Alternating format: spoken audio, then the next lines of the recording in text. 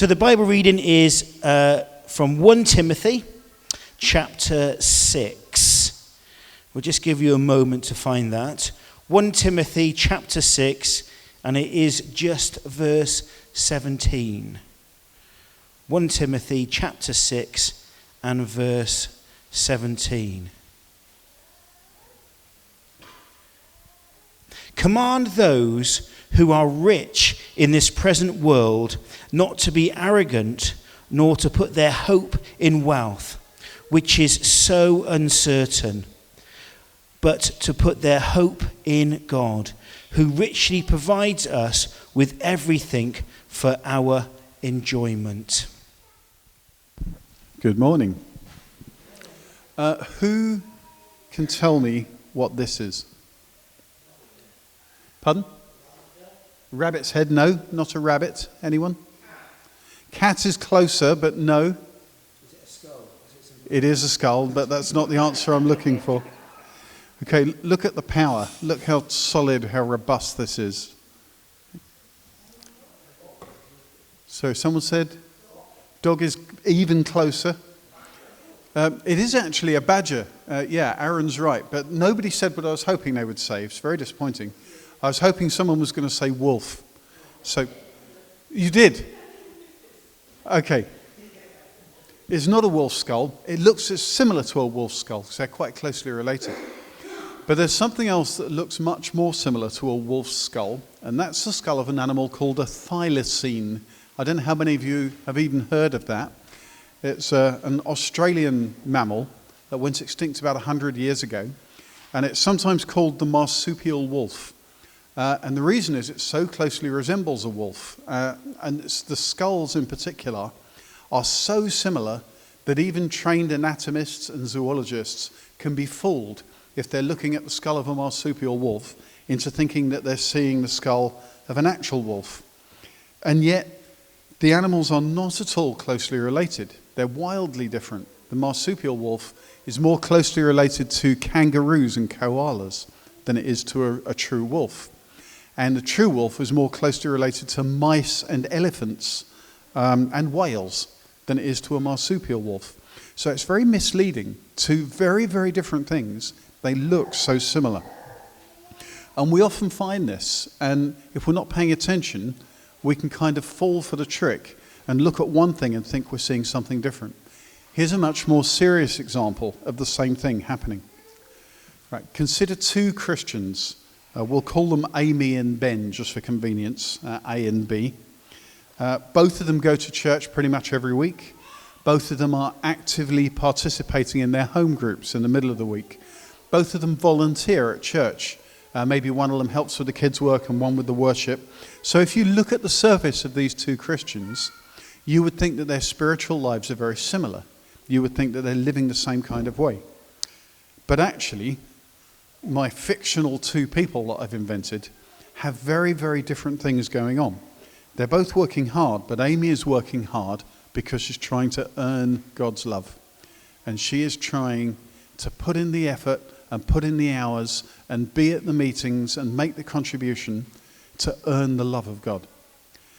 And Ben, having had better teaching, knows that God loves him, not because of his own achievements, but just because God is love, and that's what God is like.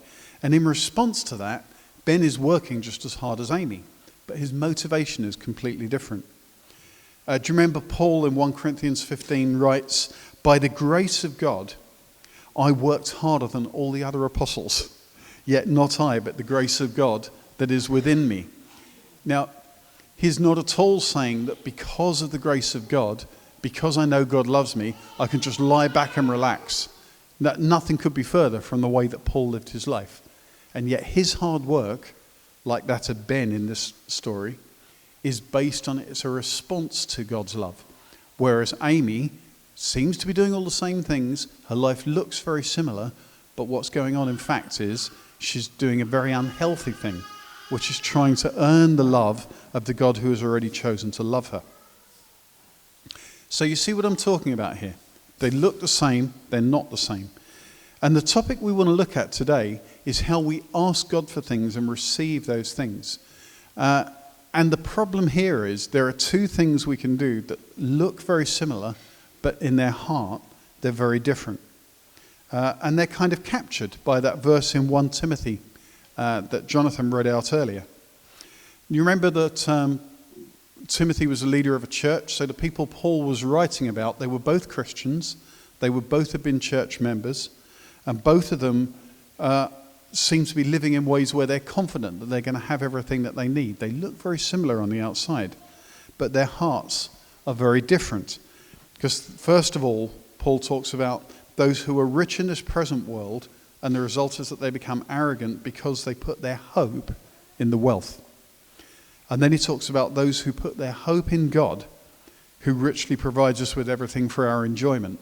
Now you can see both of them are confident. Both of them are going through life in a way where they're not worrying about money, but for very, very different reasons. If you're not paying attention, they look similar. If you are, they're very different. So there's no getting away from the fact that the New Testament invites us over and over again to think clearly about things, to have discernment, to develop wisdom, so that we don't fall for these kinds of things, so that we see below the surface. Jesus himself, you remember, tells us to be as wise as serpents and as harmless as doves. 3 examples from the writing of Paul. In Ephesians, he says, walk as children of light and try to discern what is pleasing to the Lord. In Romans, very famous verse, be transformed by the renewing of your mind. Why? So that you may discern what is the will of God, what's good and acceptable and perfect. And in Philippians, it's my prayer that your love may abound more and more with knowledge and all discernment, so that you may approve what is excellent. So it's really important that we not just blunder blindly through our Christian lives. It's not enough just that we be enthusiastic. We need to understand what's going on as well. And the really good news is, wisdom is one of the few things in the Bible that we're explicitly promised, if we ask for it, God will give it. Here we are in James's letter, chapter 1, verse 5. This couldn't be clearer, really. If any of you lacks wisdom, let him ask God, who gives generously to all without reproach, and it will be given to him. So we're not talking here about academic intelligence. We're not talking about any of the exam results or anything like that. We're talking about a shrewdness and insight to understand the things that we're looking at. So these two things that we're going to look at today that look superficially similar and are completely different are two ways of asking God for things and receiving things. And we've already seen a hint of them, I guess, in those two people mentioned in the verse in Timothy. So the first one that we're going to look at is this thing that's called the prosperity gospel or prosperity teaching. Probably you've all come across it in some form or other. Sometimes it's laid right out in front of you. Sometimes bits of it just creep into other things.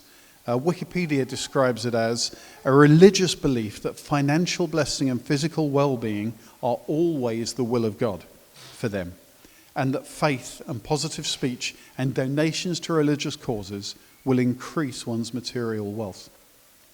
Now, I like how clearly the Wikipedia article lays that out. As soon as you hear it described that way, you can immediately say, well, that's a heretical misunderstanding of what the Bible teaches.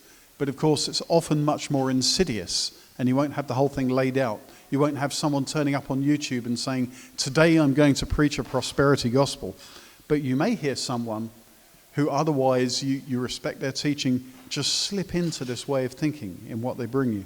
So again, we need to keep our smarts. We need to have that wisdom that God gives. So where does this idea come from? Well, it's from misinterpreting verses like this one. In Jesus' words, give, and it will be given to you. A good measure, pressed down, shaken together, and running over, will be poured into your lap. Now, a naive Christian can seize on give, and it will be given to you, as though that's talking about a kind of a contract or a transaction, as though the deal is if we give God a thing, he's then obliged to give us more of that thing. And that's the origin of this kind of teaching.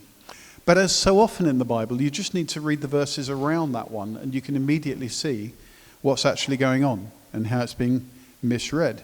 So in the context in Luke 6, everything Jesus is talking about is the way that we treat other people. So it's part of the same block of teaching where he says, don't judge other people and you won't be judged. And where he says, don't condemn and you won't be condemned. Where he says, forgive and you will be forgiven. So that's the context of this, saying, give and it will be given to you. He's talking about a whole dynamic of the way that we behave towards other people and how God behaves towards us. So it's not talking about money. It's not talking about a secret to wealth. And if you ever come across sort of Christian teaching saying, here's the one secret to wealth, and it's based on this, then you're being misled. So just read around it. And this is a good rule for anything. Yeah. If you read any Christian teaching that strikes you as, oh, is that really right? Nearly always the thing to do is just go back to the verse that they quoted, read a few verses before, a few verses after, see what point is being made. So, given that it's kind of easy to see that this approach to prosperity, to that kind of teaching, it's not hard to see that it's wrong. Why is it attractive, I wonder? I think we can learn some things about ourselves here. One reason, I think, is that it's a comforting message for Christians who have a lot of money, that they can tell themselves that it's because God has blessed them and because God is pleased with them. And that can even have the really poisonous effects, I think, of making rich Christians think, well, I should hang on to this money that God's given me and not give it to other people. But I don't think that works as an explanation for how prosperity teaching has become so widespread in some areas, because it also suckers in a lot of poor people. And in fact, I think it's the reason that some of those poor people are poor, because they go for this idea that if they just give what they've got, then God is obliged to give back to them. So there are other things going on as well. And I think there are a couple of psychological reasons why this sort of teaching can draw people in. One of them, I think, is pride. You know, that there's a part of us that wants to be in a transaction with God, as though we're dealing with him as equals. So I think every Christian understands that we're saved by God's grace. But it's very easy to say, Fiona gave me this expression, that would just go, I'll take it from here. Like, as though we say to God, thanks for the free gift of salvation. From here on, I'm going to pay my way. You know, because we want to feel like we've earned something. We want to feel like we're worth it. And Paul addresses this directly in Galatians in his usual uncompromising way. Are you so stupid, he asks in chapter 3 and verse 3. Stupid is a Bible word. Are you so stupid, after beginning by means of the Spirit, are you now trying to finish by means of the flesh?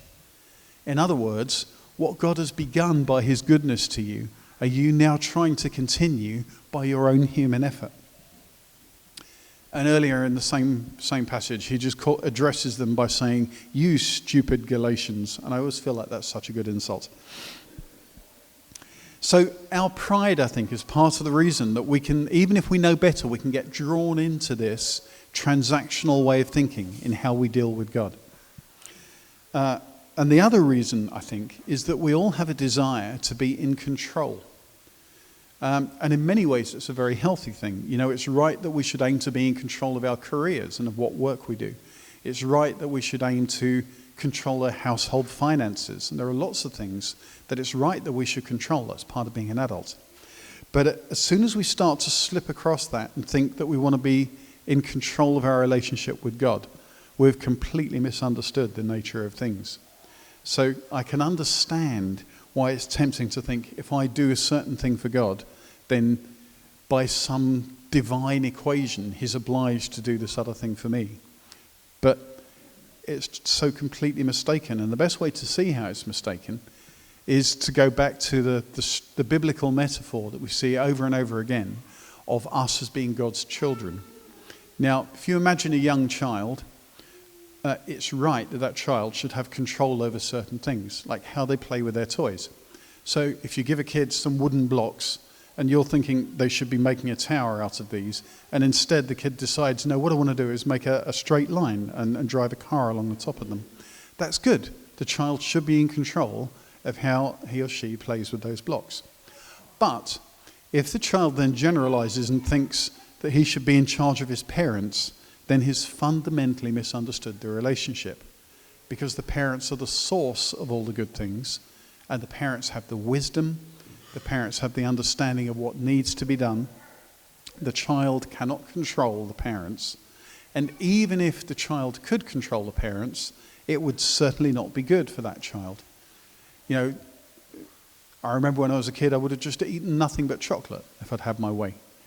In fact, I wouldn't mind that now still.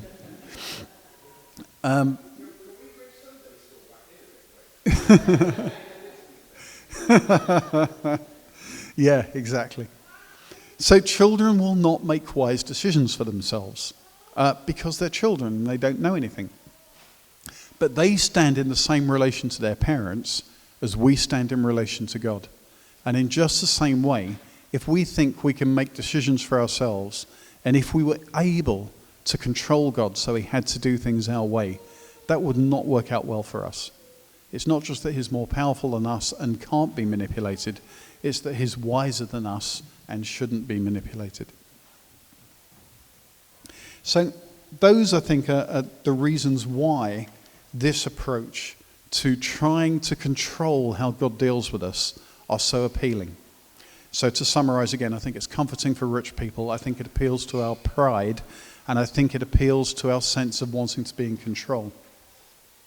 So you may be asking, okay, if it's such a good fit for our nature, why does it really matter if people bring this incorrect way of understanding how we relate to God? Here's what Paul says about whether it matters. Back in Galatians, if even we or an angel from heaven should preach a gospel other than the one we preached to you, let them be under God's curse.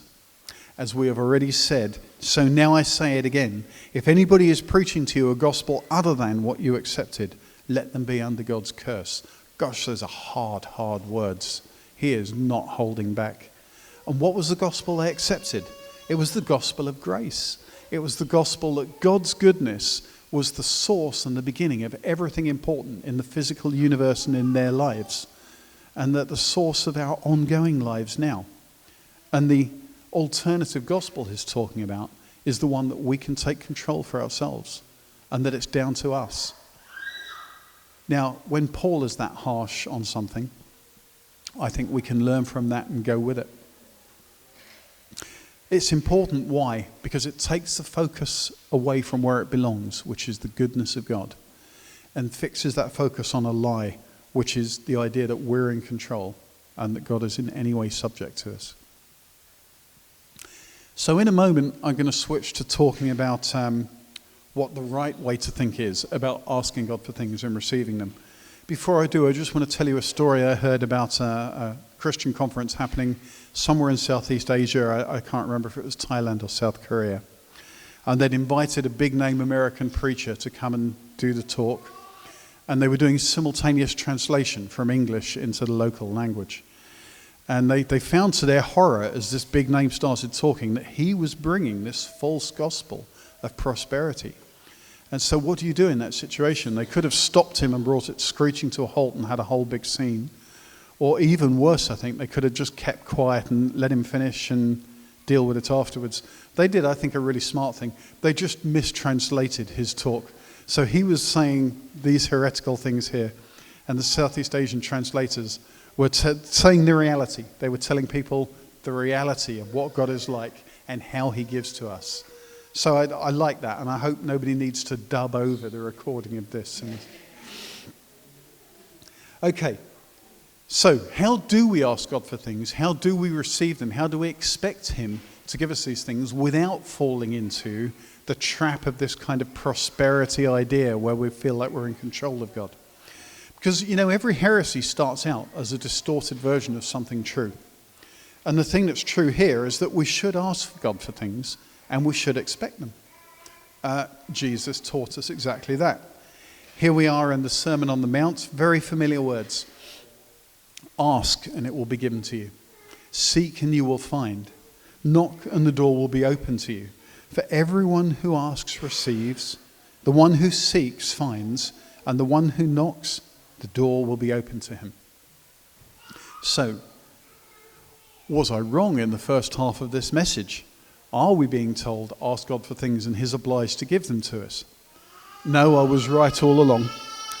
And as always, the way you can tell is by reading around that proof text and seeing what else it says. So here's the very next thing Jesus says. He explains why we should ask and expect to receive. He says this: which of you, if your son asks for bread, will give him a stone? Or if he asks for fish, will give him a snake? And if you then, though you are evil, note how tactful Jesus is, if you then, though you are evil, know how to give good gifts to your children, how much more will your Father in heaven give good gifts to those who ask him? So what's this about? What's the fundamental thing going on? It's that God is good. Jesus, in telling us to ask and we'll receive, isn't giving us a formula. He's not giving us an equation. He's not laying out a contract. He's saying, look how good God is. He's saying God answers when we need things. So it's not about how effective our asking is. You'll sometimes hear people talking as though the way we ask God for things is a kind of a key to making things work, or even maybe using a special form of words, or asking especially fervently, or have we put in half an hour of prayer every morning for a week to ask for a thing. That really isn't the point here. It's not what's being said. It's not Jesus saying you've got to up your asking game and then God will have to answer you. He's saying, look how good God is. Just ask. Do you know, I really can't overemphasize this. When God gives something to us, it's not about our merit. It's about his. It's not about how well we ask. It's not about whether we've completed all our spiritual disciplines and done our weekly acts of evangelism. It's about him being good. I hope everyone's going to get a little bit bored of me saying this, because I want to say it over and over again. It is about the goodness of God. Right, the goodness of God. By the way, it's great that all the children went quiet just at that moment. So just at the emotional high point. It's the goodness of God. So how then do we receive from God when he gives us the things we ask? I'm going to tell you 2 ways that we don't do it and 1 way that we do.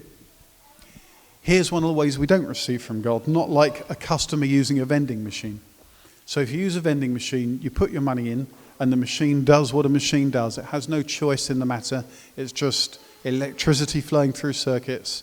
The little spring coily thing turns and the Kit Kat drops down, and or better still, a double decker. And that's just, it works automatically and mechanically. That is not what happens when we ask God for something and he gives us something. Here's another thing that it isn't like. So when we ask God for something and we get it, it's not like a worker getting his wages from an employee. If you go and work in an office and you do a month's filing and meetings and all the other stuff that you do in your office job, at the end of that, your employer gives you your salary and you've earned that salary. That's not a matter of grace, it's a matter of justice. It's right and proper that you do the work and you get the consequence of the work. It's just the way something fundamentally works. Even if the employer is not a kind person, even if the employer dislikes you personally, you're in a contract. You do the work, you get the money. That's not what it's like when we ask God for things. He doesn't look at the quality of our work and check that we've done the things we ought to have got done during the month and met our objectives. Here's what it is like, and it's an unsurprising simile because it's the one we all know. It's like a child receiving from a parent. Now, when our boys asked us for something when they were young, we didn't assess how good their behavior had been that day. We didn't think, we're not going to give you your tea tonight because you threw a tantrum earlier. Well, except in extreme circumstances. But in general, that's not how we run things. It's not how any parent runs things. And we certainly wouldn't say no food for the next month or because of your bad behavior. Why do parents give things to their children? It's because they love them. And it's really straightforward, isn't it? It's because we love them. So why does God give things to us? Because he loves us. I mean, it's so simple. It's really simple. And that's why it can be a bit of an offence to our pride, I think, to go back to something I touched on earlier. We kind of want to feel that we're growing up. You know, we're not like children anymore. We're becoming adults and we can pay our own way. No, we can't. God gives us stuff because he loves us. We exist because he loves us. We breathe moment by moment because he loves us. And we'll just be so much happier and so much more content when we get that into our heads and lose the idea that we kind of graduate out of that into some other way of relating to him. So, again, I want to emphasize this. If we ask God for things and we expect him to give them to us, that looks, superficially, it looks very much like the prosperity teaching, doesn't it? It's fundamentally different, but it looks similar. It's as different as a marsupial wolf skull is from a real wolf. Although they look so similar, they really are not. We're not trying to manipulate God. We're not like someone trying to cast a magic spell by knowing the exact right words that we need to say and asking. We're not trying to extract payment from God as though he owes us because of what we've done for him and what we've given him. All we're doing is receiving what he freely gives. And what we can take away from this, I think, is that it's perfectly reasonable that we love the gifts that God gives us. I could talk for ages about the glory of food, for example. I'm so glad that I'm not a plant, that I don't photosynthesize. The way I feed my body is by ingesting delicious things. And that's a gift of God. You know, it didn't have to be that way. It could have been that the eating is just mechanical. But that's just one of many examples which I had a whole second half of this sermon, which you'll be glad to know you're not going to get today. But I'll save it for another occasion. That goes into this in much more detail. But his gifts are good. But what I want to draw attention to is this. The giver is better still. So yes, love the gifts. But they should not be something that we focus on instead of the giver. Instead, God's gift should be a lens through which we see the giver. So that every time I eat a mouthful of delicious pizza with a crust that's inflated and it's a little bit crunchy but a little soft, and that has that kind of slightly biting tanginess to tomato sauce and just a hint of meatiness from the pepperoni. Each mouthful of that is not just delicious food, it's also a tiny, tiny glimpse of the goodness of God. And it's so good as we develop the ability just to see him through those things. So, the reason pizza is so good is because God loves us. And that is a reason for us to love him, for our love to him to grow and to develop. And the same goes... Sorry? There are other foods. I mean, I wonder what to talk about. Sushi, obviously, steak is a big one. What about the complexity of Thai curries? There's so much going on. And even really straightforward food, like a good new potato, that can be so magical. But rather than let the end of this message just devolve into a list of foods, which I could also do a whole session on, I want to just say this. Remember Amy and Ben from the beginning. Their lives look similar. What's going on underneath is so different. You can imagine both of them asking God for something and receiving it. And Amy, because of the way her relationship with God has been poisoned by this idea of earning things, she'll be thinking, I've done my bit for God. Now he's got to give me what I've earned. But Ben is thinking, God is good and he loves me. And I'm trusting him to give me what I need. Amy's life is going to be hard work. It's going to be stressful. Even while she's doing the same things as Ben, she's not going to be enjoying them. She's going to be worried about, is this good enough? Am I doing enough? Is God pleased with me? Ben knows that God is pleased with him, and he's doing those things because he knows that already. So yeah, we want to ask God for the things that we need, and we absolutely should trust him to meet our needs. But doing that should be restful for us. It shouldn't be just another kind of work where we try and figure out how to ask. So Mike, what's the application of this? Now often my preaching is criticised for not including an application. Sometimes that's a legitimate criticism. For messages like this one, I think it's absolutely right that there isn't one. So sometimes someone talking about asking and receiving from God will end up with, so here's the technique, here's what you say, here's how you do it. But the whole point is there is no technique. Why? Because we're not trusting a mechanism, we're trusting a person. We're trusting a person who loves us, who chose us before the foundation of the world, for those of you who remember the first in the Ephesians 1 series, and who loves us today, and who holds our present and our future in the palm of his hand. That's who we're trusting, and that's why we can ask God for things and hope to receive them.